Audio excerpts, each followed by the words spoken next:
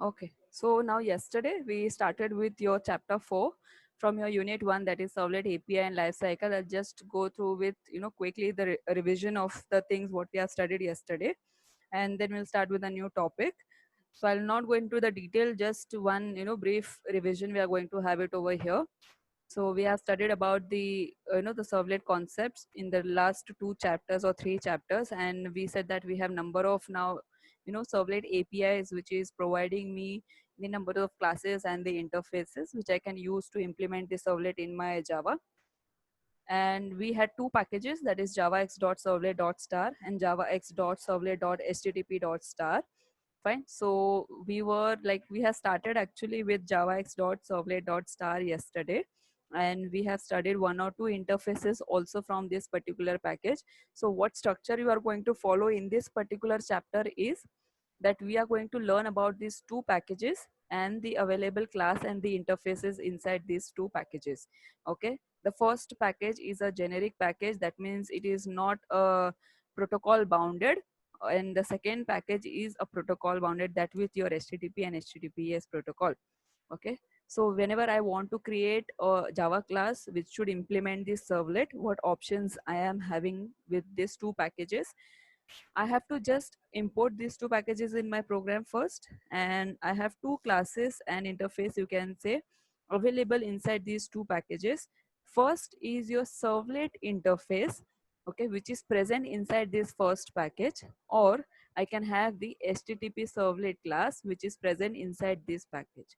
So both the options are available with you if you want to create a servlet into your Java program. So both the things you can use, like either one of them you can use to create a servlet in your program. Okay. Now we have studied about this javax.servlet.star package, where I said that it contains numbers of classes and interfaces, and it will help me to have the communication between the servlet class and the runtime environment, that can be your JVM.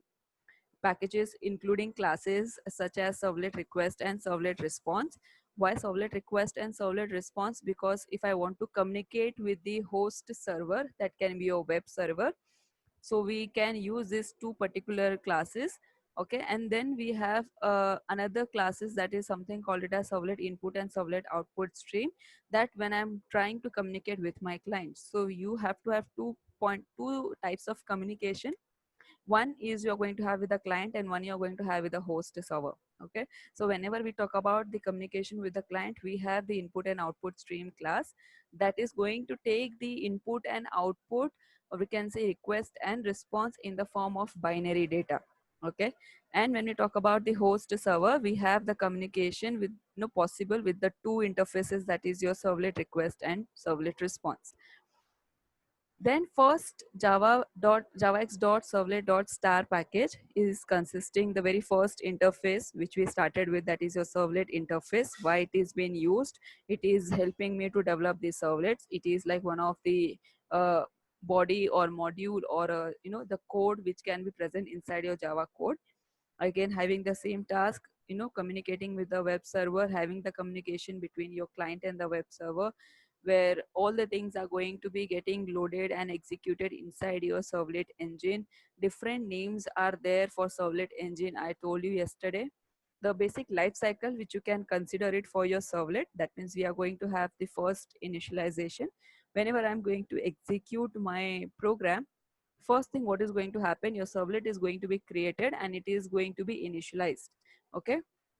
Then we have service calls, that means whichever request is coming from the client, maybe it is like no request, or zero or more services, or the requests which are going to come from the client side is being handled by your service method. Then finally it is going to be destroyed whenever I am going to stop executing my servlet and I'm completing the execution of servlet. Then automatic garbage collection is going to happen. So this is a very small life cycle which we have for servlet. We have number of methods to deal with this life cycle. We had an init method which will initialize the servlet. We have service method which will carry out the request from the client, okay, which can contain number of parameters, which can contain the informations from the client, which the service method has to understand, and then it has to start processing. Okay. Then we had a destroy method, and which is going to help me to clean up the resources which has been occupied in your memory, in your threads, in your files. Okay, and then we have the last, that is your get servlet info method into this particular interface, that is your servlet interface. Fine. So what I am going to get, I am just going to get the string type of information or a textual type of information, which can be the information about the servlet, maybe its author, the versions and the copyright. Okay, and this all things we are going to get with the help of this particular method. So we know that there is a package called javax.servlet.star. There is one interface that is something called as servlet interface available into that package. And we have respective methods of that particular interface, which we just studied. Okay. Now, the next one is what your servlet context interface. Fine. So here also I am going to have numerous types of methods. The only difference is that in your servlet, context, and the next what you are going to learn, that what type of data this particular interfaces are handling. See, request and response paradigm are there in all types of interfaces and classes. They are meant to that. Okay. The only thing is that what type of request they are handling. That is the difference. So now here, if I want to create a servlet, I have a servlet interface inside the first package. Okay, now the second interface is what your servlet context interface. Now what type of data it will take as a request from the client side, it is going to handle something, call it as multimedia type of data. Okay, and it is going to have the, you can say one type of data that can be a MIME type, that is something known as multi-purpose internet mail extension, which is responsible for sending, or which is responsible for having the audio, video, images and application programs as an attachment to your email messages. So that is possible when I am going to implement this interface in my program as a developer. Fine.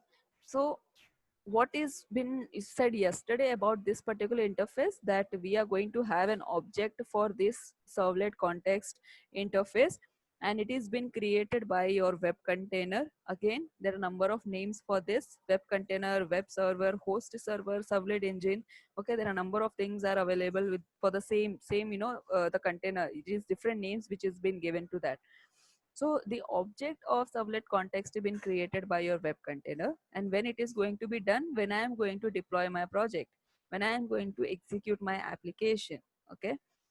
And whenever you are going to execute your application, there is one configuration information file are available, that is your web.xml file. And I've shown you yesterday that how we have to, create this web.xml file, if you remember. Okay, so we can create the web application, or we can say we can create a project, and inside that we can add externally one servlet file. And inside that servlet file, whenever I am going to create that servlet file, I have an option to add one more file, that is something known as web.xml file. Fine. The one thing which you have to remember is that in servlet context, whenever I am going to use the servlet context in my servlet, what is going to happen, I'm going to have only one single object per web application. So if my web application is consisting of number of servlet files, maybe 4 to 5 servlet files, 3 to 4 HTML files, they are going to map to each other, they are going to have communication with each other, sending requests and receiving responses, all those things are happening. But the whole application is going to have only one object which is going to work for all the servlet files. Okay, like yesterday we saw that if I wanted to have number of information passed to many servlets in one go, what we can do is in the web.xml file, I can have one element or a one tag, that is context param element. Okay, and I have shown you this where I am going to have the mapping, and all this web.xml file is consisting of, like for example, it is having the versions, it is having the encoding type, then it can be considered as your HTML tag. Okay, this is a parent tag, web app, inside which I am going to have the another tags. So this servlet can be your body tag. Okay, where I am going to have number of other tags available. So I am going to map this particular servlet file to my JSP file. So these all informations are available in your web.xml. And we had one term called as context param tag, which is present inside, which can be written into your web.xml file. because like if I wanted to have some global data to all my servlets to be applied, like we can use this particular tag. For example, just yesterday I've given to you that if I wanted to have a database connectivity, okay, so I have a client from where the request is coming, and I have a host server or a web server or a servlet engine. So what is going to happen? So there I am going to write some database connectivity steps. And that database connectivity steps, why we are writing? Because I want to have the communication with the database. Depending on the request what client is sending, I have to respond it back. Okay, so now we are working as a server, so I want to respond it, but that response I cannot generate it. That response is already there in the database, which I have to fetch it and I have to convert it and send it back to the client. Okay, that is my job role. So now here, when I am going to communicate to my database, so I to have some database connectivity steps to be written into the servlet file, okay, into the server side. So what is going to happen now? If I have 4 to 5 servlet files where the database connectivity has been expected in all the 4 servlet files, what I can do is I cannot write the some parameters like your driver name. Why we are writing the driver name? I told you that if I want to connect to a database, I should have the name, the credentials, everything of that database, what driver name, what driver path it is having, every specific database what you are going to use. Maybe it is MySQL, maybe it is going to be your Oracle or any other database. All are having predefined driver path. Okay, so that driver path, what you are basically doing, you're providing over here. Okay, so then what we will be considering over here, that all the servlet files which are there in my Java file. So what exactly is going to happen? The driver name and the driver path is being applied to all the servlet files which are there in your application. Fine, so this has been considered as the context param tag. One thing which we will remember over here, that if suppose this is your the parent tag, that is web app tag of your web.xml file, this context param tag is going to be placed globally. That means what? It is going to be placed outside your servlet file. Okay, so automatically what will happen? Whatever you are going to write inside this context param tag, it is going to be applied to all the rest file which you are going to create out outside this particular thing. So all the servlet files which you are going to write it over here is will be applied this particular thing to all that files. Fine, so this is the advantage of the servlet context interface you have. Now, this was a brief, things which we have discussed yesterday, and I think this was the last where we have stopped. So it is available again inside your javax.servlet.star package. We know that it is global to the entire web application. Okay, and it has been created at the time of your web application deployment. That means whenever you are trying to compile it. So as long as your web application is getting executed, your object is available. But once you have completed your execution, it will be destroyed and removed from the server. And it is available, even the object of servlet context is available before you start with your first request. That means you have compiled your program, but from the client end there is no request has come. So even before that your object is activated. It's not like that the first request is going to come and then your object is going to work for you. No, it is available before the first request is going to come from the client. And we know that there is a context param tag available under your web app tag in your web.xml file. And we had this example yesterday, which I'm not going to repeat it now. And I think this was the last thing which we have studied yesterday. So now we are going to study about the methods. Okay, so what we know till now, we have a package called javax.servlet.star. And inside that we have a servlet interface which will help me to develop the servlets in my program. And then we have a next interface, that is servlet context interface, which is responsible to handle the specific type of data, that can be your MIME type of data or a multimedia type of data, when we have to get the request in the form of multimedia type of data. Now I'm going to have the methods available which will help to do all these tasks in this particular interface, that is your servlet context interface. Fine, so first method is what? Your get context path interface method. Okay, so what is going to happen now? It is going to return to me the context path of the web application. Now what do you mean by context path? I'll just show you. See, if I'll say this one, so what is this? This is your host name. Okay, and now this becomes your context path. So that means whenever I am going to have my servlet program and whenever I am going to execute the web application, so now what is going to happen? It is going to refer to that particular part or that particular, the value which my web application is going to refer to. That can be your servlet file. Okay, so you are just executing your web application and hosting it online. Okay, where it is going to refer to that servlet path which I am creating as a developer. So that means your client interface is going to refer to that path which the developer has developed, to which the client has to interact, and that is available inside your web server. Okay, that is something known as returns. It is something known as context path. Okay, so if I wanted to know where my mapping has been actually done from the client to the server, okay, so that I can get it with the help of this particular method, that is get context path. Okay, next is what your get context method, which will return the servlet context object which has been created inside your web application. Get mime type method will return to you the the specified file which is supporting the mime type of data. It is going to the next method is get resource method, which is going to help me to return that URL which is going to consist the information about the mapping. Okay, next is what your get server info, that is the information regarding your servlet. It can be the name and the version of the servlet.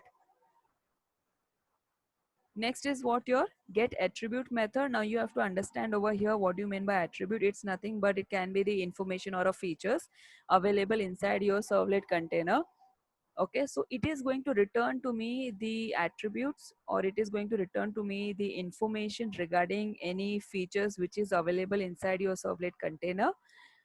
And how I can get it? When I'm going to provide the name. Okay, so I have to be very specific whenever I try to access some information, some attribute.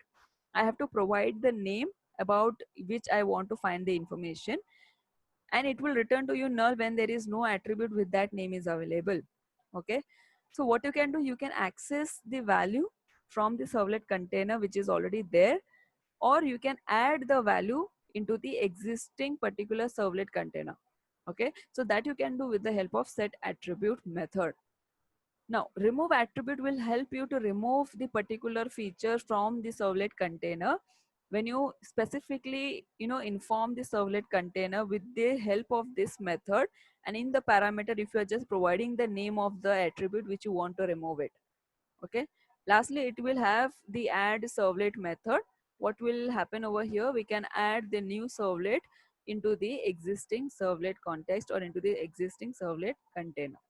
Fine, this I have already told you that we can have a host name and I can have the context path, that is nothing but where the request is going to be passed. Okay, that can be your servlet file. Fine, so I have launched my application, and when the application is launched, it will look first where the request file has to, the request has to go. So the very second thing is what your context path, that can be your servlet file, that can be your server where the request has been sent. Fine. Now, what can be the syntax of your servlet context? You have to create an object, that is this application name which I have given over here. You can give any name. So I am going to have an object for one servlet context interface, and I have to invoke the method called get servlet context method. Okay, so it will just help me to create my object with the servlet context interface. Fine. So now what we have studied about the servlet interface and the servlet context interface, which comes under your javax.servlet.star package. Fine. Now the third interface is what? Is your servlet config interface. Now there is some differences, but obviously that's why we have this particular interface. Previously in servlet context, what we have studied, we said that it is like going to have only one object per web application. Okay, now what is going to happen in this particular interface? It is going to have the web application which is going to consisting of number of servlets. Okay, but the object is going for all the servlets. That means it is not for one application, it is going to be for one servlet file. Okay, and again the object creation is been done by your web container or a servlet engine. Fine. So what is happening over here? Previously, we had only one object per web application. Now what we are going to have, we are going to have one object for one servlet file, which is running inside your web application. Okay. And all the data, configuration data, information being stored into your web.xml file. And I hope that you all are now aware what do you mean by web.xml file and how it is working. Okay. One thing we have to also understand over here, which is like, differing from your first type of interface, that is your servlet context, that if any configuration information is been modified into your web.xml file, we don't have to do any type of modification or changes into your servlet file, because that's why it is said that it is very easier to manage the web application. Okay. This was not happening into your servlet context, because what is happening over there, we had only one object into the per web application. Here what we have one object for per servlet file. Okay. So whatever changes I wanted to do in one servlet file, I can do only into that. So servlet context, we can say that it was globally handling the, all the servlet files. Here we are having locally handling of the servlet files. So if I wanted to change or modify in any one of the servlet, what is going to happen? It's not going to affect to the other servlet files. Fine. Now we'll just go with a brief about the servlet config, that it is available again into your javax.servlet.star package. Here we have object for one per servlet class. It is been created, the object has been created during the initialization process of the servlet. It was happening same with your servlet context also. Only a difference was that it was having one object for per application. Here we have one object for per servlet class. And this config object is publicly available to only that servlet where I have created. Okay, that means if I have 5 servlet files and I have 5 objects for each servlet file, so one servlet file is going to have access to itself. It is not going to affect to the another servlet files which are created. Okay, so it's all about the scope, that how much scope I am going to have for my object.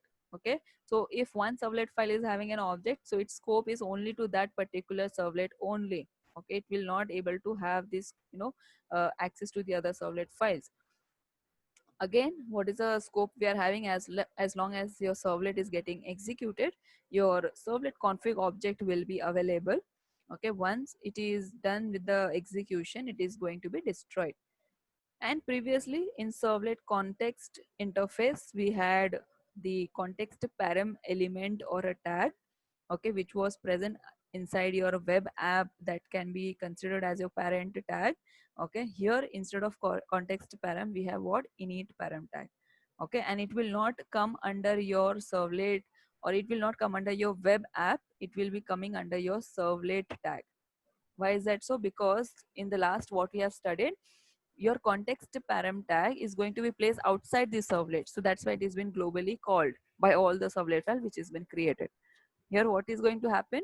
The init parameter tag you are going to use inside the each servlet what you are going to create it. Okay, so the scope of this is going to be only, limited to this particular servlet tags. So this is the difference you have for the servlet config and the servlet context. Now, which methods we are available with in this particular interface? That we have get servlet name, the very first method, which is going to help me to return the name of the servlet. And we have next method, that is your get servlet context. Again, it is going to help me to return or refer to that particular path to which I have to send the request. Get init parameter method is going to give me, see, we have two methods over here, get init parameter and get init parameter names. So what is going to happen over here? For example, I want to access the value of the available attribute into the servlet container. Okay, I can get that value. So for example, I have a variable called a into the servlet container. I wanted to know the value of that variable. Okay, I can get that with the help of this parameter, that is get init parameter. And if I wanted to know the, parameter name, that can be like, for example, I wanted to access the name of the variable instead of value. That can, I am expecting the name should come as a of that variable. I can do with the help of get init parameter names method. Okay, so that is the only difference you have. First is going to give you the value, second is going to give you the name. Okay, What is the syntax for that? Again, you can create an object, or you can get the object of the servlet config whenever you are going to invoke one particular method, that is get servlet config method. So what you are going to do, you are just going to create an object and it will going to be invoked with the help of your get servlet config method. It is mandatorily to be written into your program. Object is not going to be created until and unless you are not going to invoke this particular method. Okay. Now, in brief, what we can say that we have, say for example, number of web applications. So per application is going to be referred by one object. Okay. There will be number of servlet classes. Say for example, I have number of servlet classes. So each servlet class is going to be referred to the servlet config objects. Okay. So you can also consider it like this. I have an web application. Okay. And inside the web application, say for example, I want to deal with separate servlet files again with the help of the object. What I can do, I can use servlet config inside your application. And if you want to have your application as an like whole application, you want to refer to it, then you can have one specified object for your web application also. So what you can do, whenever you're going to code, you can just call these two interfaces in your program, which will help you to do both the task. Okay, you can separately deal with servlet files also, you can deal with the whole application at one go also. Okay. Now, what will be the difference between your servlet config and the servlet context? The very first thing we have to understand is the servlet config is going to represent, and it is going to have a single object for a single servlet file. Servlet context is going to have one object for the web application. Here the servlet config is going to work, taking as a local parameter. That means we are going to have inside the servlet file, the object access is going to have inside each servlet file what we are going to create it. It is having the global parameter, global access to the web application. Here we are going to have the file inside your web.xml file in the form of name and value pair. Okay. Here what is going to have, it is going to have a wider scope. See, that means we are going to have a context parameter over here, and we are going to have what init parameter over here.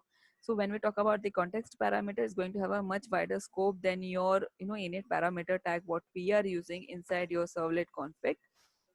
Which method is being used to get the config object, that is a get servlet config method you are going to invoke to get the object of your servlet config, and to get the object of your servlet context, that you can use the get servlet context method.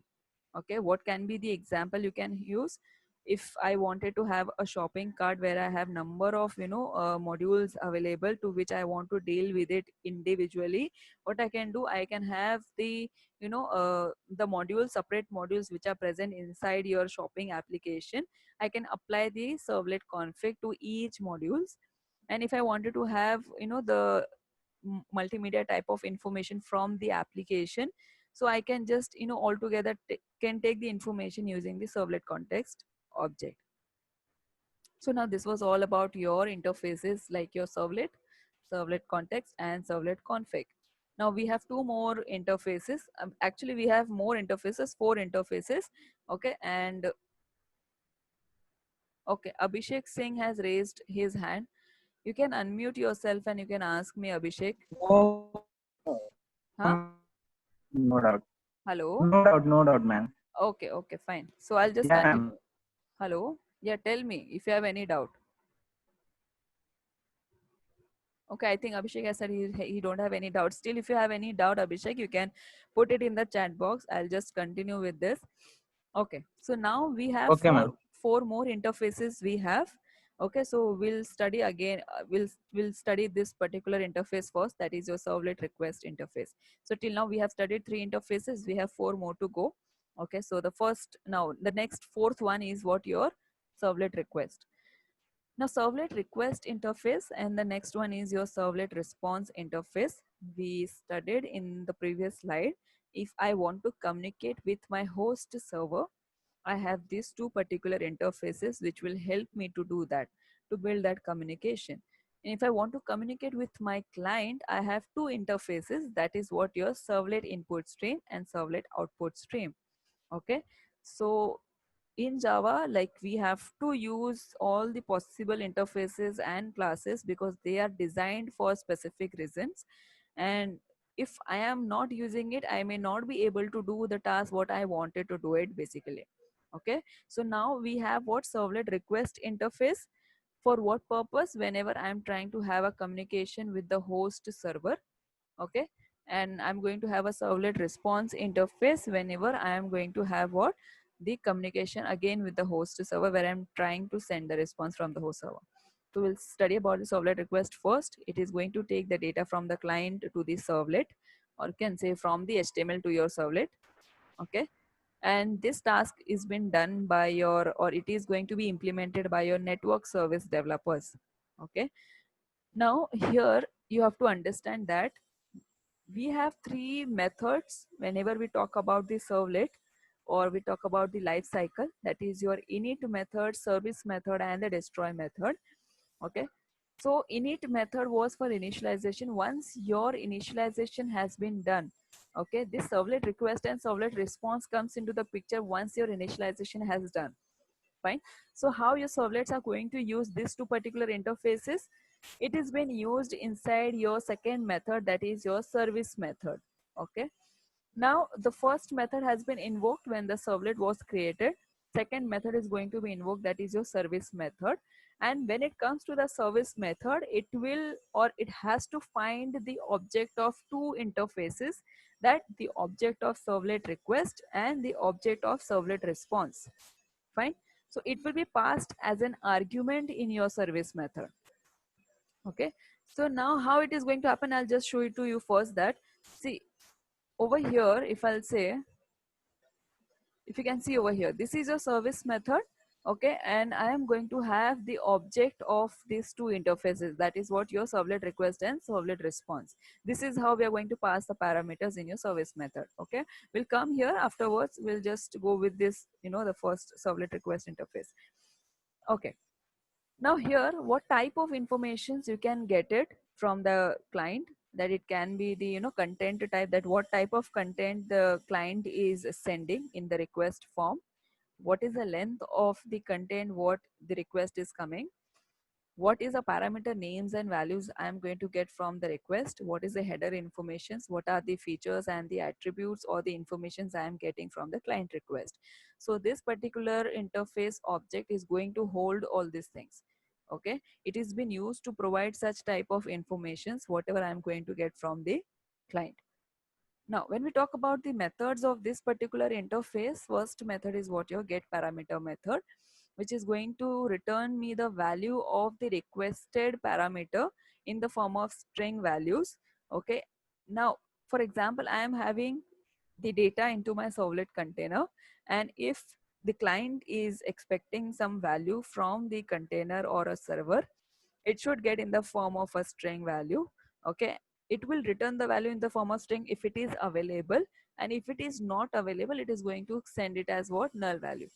Okay, so this get parameter is going to help to do, helping to do that. Next method is what your get content length. That means if I am requesting that, what is the length of the content I am having, which I have given to the container, what is going to happen, it is going to return me in the form of bytes. Okay, or else it is going to return to me -1 if the length is not known. Okay, so if you remember, we just did this in your file input output stream whenever we were trying to read something from the file. So for example, I have a file and I have written something into it, and I'm trying to read the value using any of the input stream class, that can be a file input stream or buffered input stream. And we are just giving the conditions also over there, while the file object is not equals to -1. So what I'm trying, if it is not empty, then return that value which has been written into that. Okay, so that same thing is going to happen over here. If the value is not available which I am trying to access, is going to return to me simply -1. Okay, and the next method is what your get content type. It will return to me the data, or you can say the content, the values which can come into the internet media type, or you can say the MIME type, or it can return me the uh, the content type which it is carrying. Suppose for example, I have a data into my servlet container, and the data which I am trying to access is of multimedia type. So what it is going to be returned to me with the name that which type of data I am trying to access it. And if specified type of data what I am requesting is not available, is going to return to me null. Next is what your get server name and get server port. That means it is going to return to me the host name of the server to which I have sent the request. And it will also return the server port number or the host port number which I am requesting, from where I am requesting the response. Okay, fine. Now when we come to the next one, that is what your servlet response interface. Okay, what we have studied till now is about your servlet request, how it is going to help me. Okay, servlet request is having the implementation when it reaches to the service method. Okay, there's no way of implementation of this particular interfaces, these two interfaces. When the initialization happens, it is going to come to the picture when I am going to invoke the service method, because there I am passing the object of these two interfaces as a parameter. Okay, now servlet response is going to have the task of sending the responses back to the client. Again, the servlet response object has been created by your servlet container. It is going to work as an argument for your service method, which I have shown you how it is going to be. If I wanted to send the binary form of data in response to the client, I have to use servlet output stream. Similarly, if I wanted to request something to the server in the form of binary data, which class I am going to use? Servlet input stream. Okay. And if I wanted to pass the response in the form of character data, character form, I can use a print writer. Okay. Now, the next class is something about your generic servlet class. So now what we have studied till now, javax.servlet.star package. Okay. And in that we have a servlet interface which will help me to create the servlet.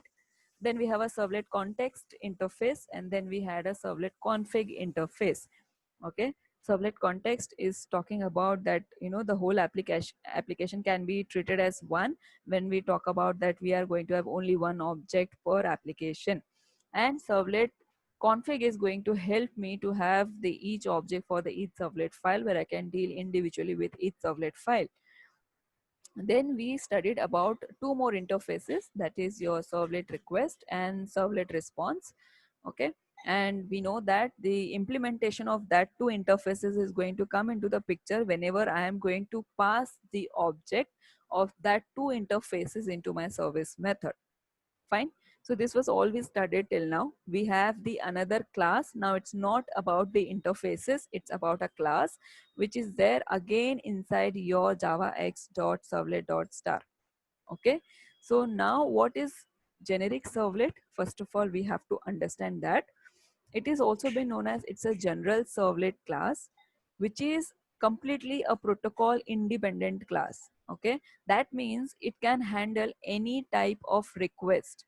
Now, when we talk about the servlet context and servlet config, interfaces, we know that the type of data which they are handling, that's why they are differing from each other. Okay, some are handling the textual type of data, some is handling the multimedia type of data. Getting? So now here, if I don't want to be specific in my program that what type of data I wanted to handle it, I can simply go with the generic servlet class. Means it is not bounded to a particular protocol, or it is not saying that it is going to handle only one type of data. It can handle any type of data, any type of request. Okay, so what we can do over here is we are going to have this generic servlet in our class. Say for example, I am creating a class called class ABC.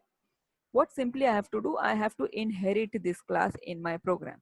What I can do, class ABC extends generic servlet. Why extending? Because it is a class. Okay. Now, along with the generic servlet, if you feel that you want to have a feature of the interfaces which we have studied, not mandatorily it is required, but if you feel that you want to use it, okay. So what we can do, we can simply say class ABC extends generic servlet, implements the interface's name what you want to use it. So implements, it can be your servlet, it can be your servlet config, it can be your servlet context. Okay, so here one specific interface I have to use it, that is your servlet interface, because it is actually the basic first step where I'm going to hint my program that I want to create a servlet in my Java code. So what I have to do, I can use generic servlet and I can implement servlet interface. Servlet context and config is completely your choice whether you want to use it or not. Okay. Second mandatory thing when I'm talking about the generic servlet class is that again it is going to have the implementation of the servlet request and servlet response object. Okay, that means in the service method it is going to accept the two arguments in the form of servlet request object and the servlet response object. Okay, and what we are talking about here is it is also been considered, your generic servlet class is also been considered that it is something known as an abstract class. Okay, which is not having the direct implementation. What we can do is, like the way we used to do it in the abstract class, we used to create an abstract class and we were having the abstract method. So what we are going to get over here, I'm going to have one abstract class, a generic servlet class, what I'm going to use it currently. And this abstract class is going to have one abstract method, that is your service method. So what is the rule of the abstract class and the abstract method? That I have to mandatorily override that method in my main class where I'm going to have all the implementation. Okay, and whenever I'm going to have the service method in my program, I'm just going to have the two arguments, that is of servlet request object and servlet response object. Okay, now these are some methods are available for your generic servlet class. That is, first is your void service method where I am having two parameters. I have a destroy method, I have an init method. I hope we know that why we are using it. And next is your get servlet name. It will return the name of the servlet object what you are creating. Fine. And next interface, I think whether I should start it or not. We have 10 minutes. Let's see how much time we can take for this. I'll just stop in 5 minutes. Okay, so now next type of interface is what your servlet input stream. So we have studied about servlet interface, servlet context, servlet config, servlet. We have studied about the last two, that is your servlet request and servlet response. Okay, so these are all coming into which package? That is your first package, that is javax.servlet.star. Okay, now we have two more interfaces into your first package, that is your servlet input stream and servlet output stream. Okay, so first is what your servlet input stream. Whenever we talk about input and output stream, it should be there in your mind. It is dealing with the binary data. Okay, so what is going to happen? It is going to provide you an input stream which is going to be responsible to read the binary form of data which is going to come from your client request.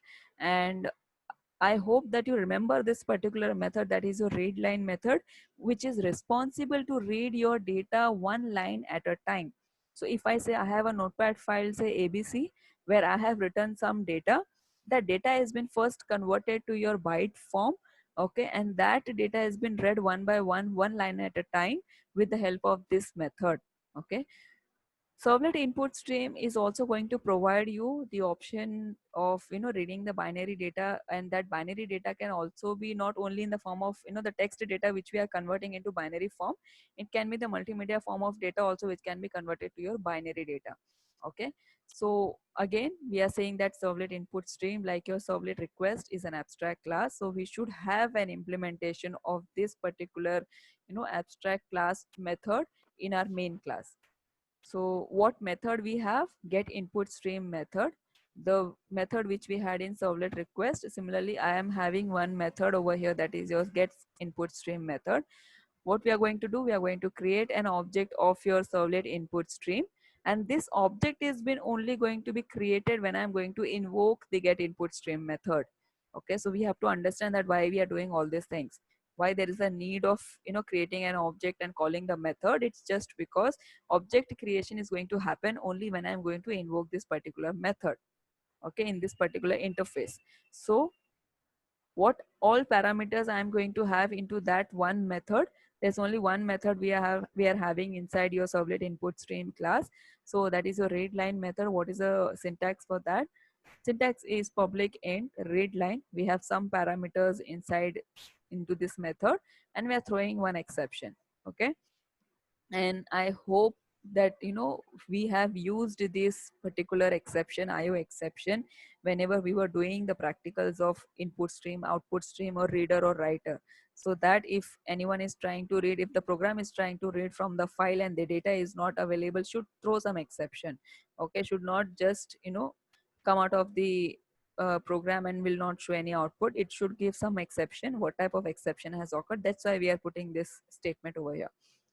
We'll see one by one what parameters are saying over here. So the first parameter, that is your byte b, it's nothing but an array. Okay, that array which is going to take the input value from the client, gets converted into the byte form, getting stored into your array where the data is going to be read.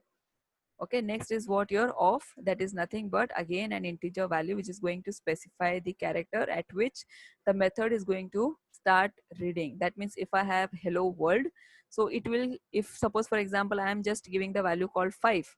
Okay, so what is going to happen, the fifth value is going to will be the beginning of the reading. Okay, so if I'm saying hello, so what is the fifth word, say for example 0 1 2 3 4, like this way I'm going to place the numbering. Okay, so wherever the fifth character is going to come, that from there the reading is going to start. And next is what your length tag or length parameter, that is len. It is going to give me the maximum number of bytes to be read. So if I'm mentioning over here some values, say for example 50, so how many values are going to be read in the form of bytes? The 50. Okay, and what it is going to return to me, if the value has been read properly and it has been converted, it is going to give me the actual bytes whichever it has been read, or else it is going to give me -1 if the value is not there and if the content is not there to read. Okay, and finally we have an exception. Okay, whatever input and output exceptions, if it is getting occurred, it will throw an exception, defined exception from this particular java.io.star package. So star means IO exception is one of the class present inside your IO package. And then finally we have servlet output stream, which is responsible to send the binary data to the client. Previously in input stream, what used to happen, it was accepting the binary data from the client. Now we are going to send the binary data to the client. Okay, here you have a method called get output stream. There you had get input stream. Why we are using the methods? Because I want to create an object, and that is only possible when I am going to invoke this method. Servlet input stream was also been known as abstract class. Here we are also saying that the output stream, servlet output stream, is again an abstract class. It must override the method, okay, into the subclass or the main class, like the way we were doing it in the input stream. Here in servlet output stream, which we have print and print ln methods. Okay, now here it's not, I'm not going to the detail, I'll just let you know one thing, then you'll understand the rest. So this is like when I talk about the print method, so what type of value is going to write into the client response? If I'm writing boolean, so it is going to give the boolean value. It is going to give a character value, integer value, long value, float value, and the double value. That means this type of parameters if I'm mentioning, so that type of data is going to be returned to your client. Okay, now what does it CRLF means? That is carriage return line feed, that means /n. Okay, so /n is also been known as this.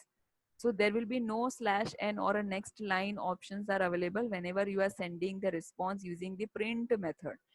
So when I talk about the println method, what will happen whenever you are returning the responses, you'll have a next line of every responses. Okay, so there will be a continuation of the responses in the print method, and in println there is going to be a separate lines and separate statements in your println method. Fine. So now I am just stopping over here. So we have studied number of interfaces and the classes in your first package, and we'll start with the another one in the next session, that is your HTTP, because it is all about your second package. Okay, so till now we have completed about your first package and the interfaces and class available into it. We are going to start with the another package and the classes available into it in the next lecture.